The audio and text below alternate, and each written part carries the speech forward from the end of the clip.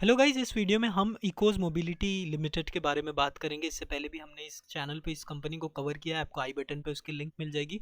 Company ने हाल ही में अपने Q3 के नंबर्स रिलीज़ किए हैं, तो आइए एक नज़र नंबर्स पे डालते हैं और मैनेजमेंट ने की कैसी कमेंट्री रही और आगे का आउटलुक कैसा लग रहा है उसकी भी बात इस वीडियो में करेंगे।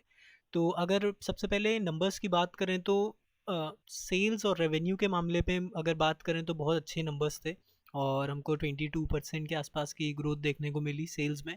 और यहाँ पर 206 करोड़ के आसपास का यहाँ पर रेवेन्यू रिपोर्ट किया कंपनी ने।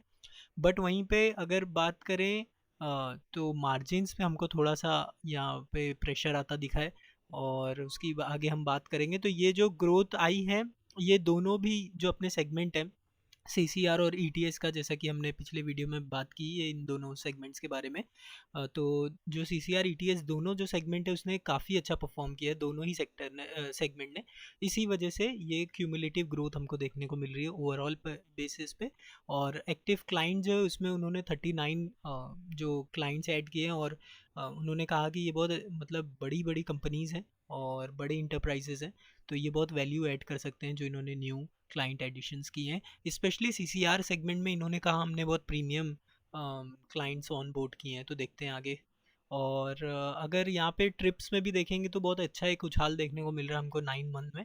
और इवन Q3 की भी अगर वाई ऑन वाई कंपैरिजन भी करें तो हमको एक 31% के आसपास का ट्रिप्स में भी उछाल देखने को मिल रहा है। इसी वजह से हमने देखा कि यूटिलाइजेशन में भी थोड़ा सा जो स्पाइक देखने को मिला है। नॉर्मली इन्होंने कहा कि मेरी जो यूटिलाइजेशन 60% के अराउंड रहती है, जो इनका टोटल फ्लीट का वो है कॉर्पस, उसका 60% यूजुअली कैपेसिटी यूटिलाइजेशन होता है। बट इस बार हमको थोड़ा सा ग्रोथ देखने को मिल रही है उस पर्टिकुलर सेगमेंट में भी।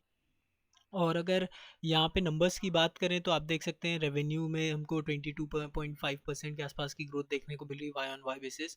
वहीं एबिडा पे अगर गौर करेंगे तो सिर्फ 8% की ग्रोथ देखने को मिल रही है। जबकि हमको यहाँ पे रेवेन्यू में बहुत अच्छी ग्रोथ देखने को मिल रही है कंपैरेटिवली एबिडा में। और इवन आप पीबीटी और पैट पे भी देखेंगे तो हमको इतनी बड़ी कोई ग्रोथ देखने को नहीं मिल रही। इवन पैट तो तकरीबन तकरीबन फ्लैट ही दिखेगा आपको।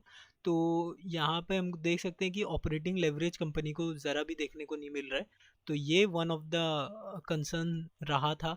और इसी वजह से आप देखेंगे कि इतने अच्छे नंबर्स सेल्स फ्रंट पर आने के बावजूद, टॉप लाइन में इतनी अच्छी ग्रोथ आने के बावजूद हमको यहाँ पे स्टॉक में डी रेटिंग देखने को मिल रही है।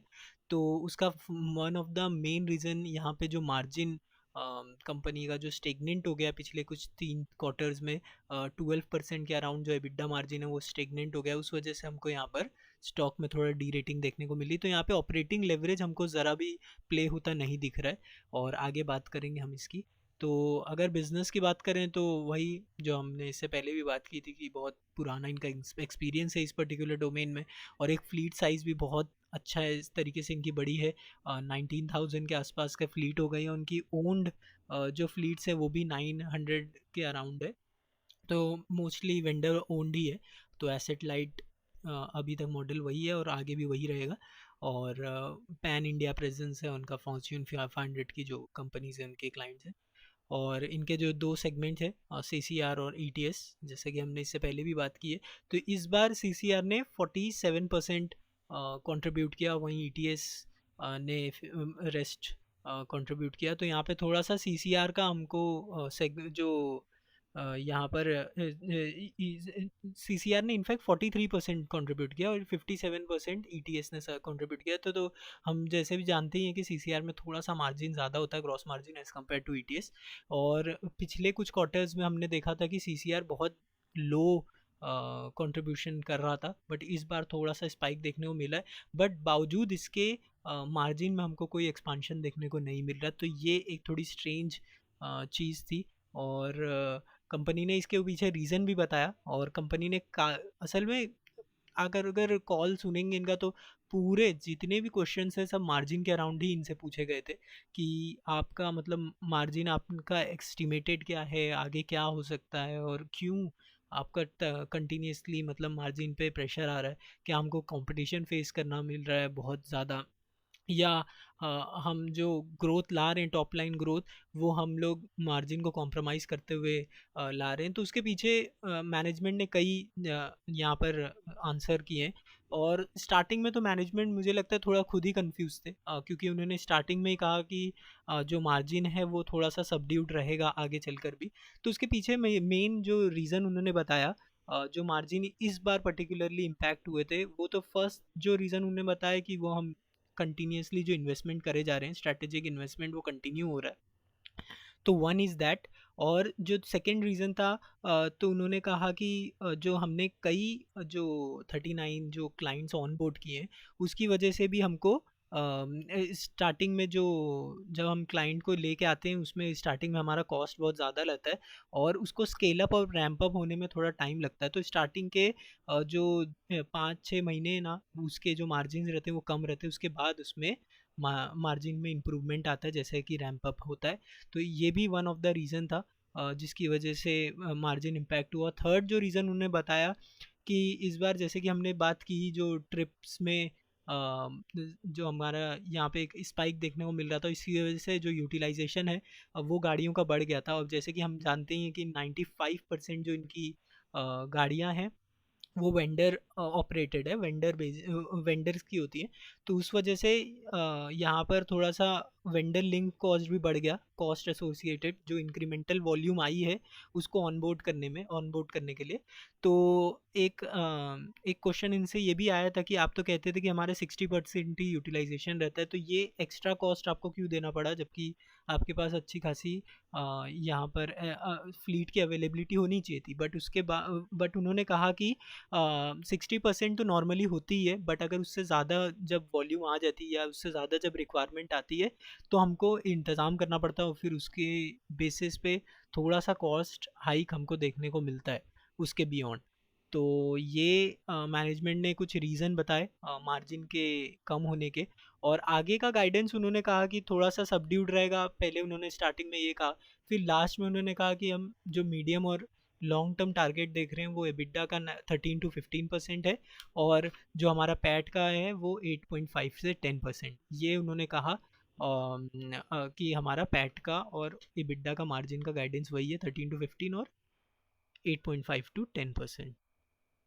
और यही है कि जो डिजिटल जो प्रेजेंस है वो बहुत ज़्यादा स्ट्रॉन्ग करना चाह रहे हैं अपना, और इनका जो ऐप है उससे इस बार 21% का बुकिंग्स हुई है, और इसमें भी बहुत ज़्यादा इन्वेस्टमेंट कर रहे हैं वो। इस वजह से भी जो मार्जिन में थोड़ा हमको इम्पैक्ट देखने को मिल रहा है। जो इन्वेस्टमेंट्स बेसिकली वो बोल रहे हैं, तो वो स्ट्रेटेजिक इन्वेस्टमेंट वो बेसिकली टेक में ही है, और यही सब उनका कॉस्ट बढ़ा रहे हैं अभी फ़िलहाल के लिए। बट उन्होंने कहा कि ये हमको आगे चल के बहुत अच्छा आउटपुट देंगे। और अगर आगे की बात करें तो उन्होंने कहा कि हमें हमको जो हमारे एग्जिस्टिंग क्लाइंट्स हैं उनका वॉलेट शेयर सबसे पहले इंक्रीज़ करना है, और लगातार और न्यू क्लाइंट्स को एक्वायर करना है। इसी तरीके से किसी ने क्वेश्चन भी किया कि अगर आप आगे चल के और कस्टमर्स को भी एक्वायर करेंगे तो वहाँ पे भी आपको कॉस्ट थोड़ा ज़्यादा देखने को मिलेगा। तो हो सकता है कि आपका आगे भी मार्जिन ऐसी ही सबड्यूट कंटिन्यू हो। तो उन्होंने कहा कि देखिए अभी तक आप देखेंगे अगर हमारे नंबर्स, तो आपको ऑपरेटिंग लेवरेज प्ले होता नहीं दिखेगा। बट जैसे ही हम 1000 या 1200 का करोड़ का जो रेवेन्यू है वो क्रॉस करेंगे, या एक एन नंबर ऑफ ट्रिप्स है पर सिटी, अगर जैसे ही हम वो क्रॉस करते हैं तो हमको बहुत अच्छा ऑपरेटिंग लेवरेज देखने को मिलता है। तो वो हमको अभी आगे चल के देखने को मिल सकता है। और इस पॉइंट को मैनेजमेंट इन्फ्लेक्शन पॉइंट कह रहा है।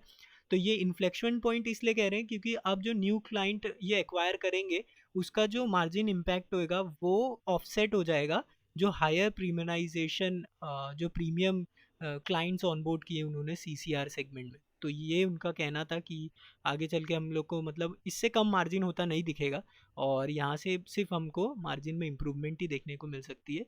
और उसके रीज़न उन्होंने बताया कि जो हाई प्रीमियम क्लाइंट्स उन्होंने ऑन बोर्ड किए हैं वो बेसिकली उसको ऑफसेट कर देंगे, जो हमारा यहाँ पे न्यू कस्टमर को एक्वायर करने के लिए मार्जिन कॉम्प्रोमाइज़ होगा। और जोग्राफिक एक्सपांशन पे भी उन्होंने कहा कि अभी हम टीयर 2 और टीयर 3 में और पेनिट्रेट करना चाहते हैं, और डिजिटल ट्रांसफॉर्मेशन पे तो वो कब से कह ही रहे। तो यही कुछ उन्होंने इस कॉल में बताया। और बेसिकली मैं अगर बताऊँ तो अगर यहाँ पे अगर इस स्टॉक में इस कंपनी में अगर री रेटिंग देखने को मिल सकती तो बस उसके पीछे एक ही मतलब कारण हो सकता है, जब हमको असली में ऑपरेटिंग लेवरेज प्ले होता दिखता है। तो जब तक वो प्ले होता नहीं दिखेगा मुझे नहीं लगता यहाँ पे मतलब एज सच री रेटिंग अपॉर्चुनिटी मिल सकती है इस पर्टिकुलर कंपनी में, बट ये कोई बाय सेल रिकमेंडेशन नहीं है।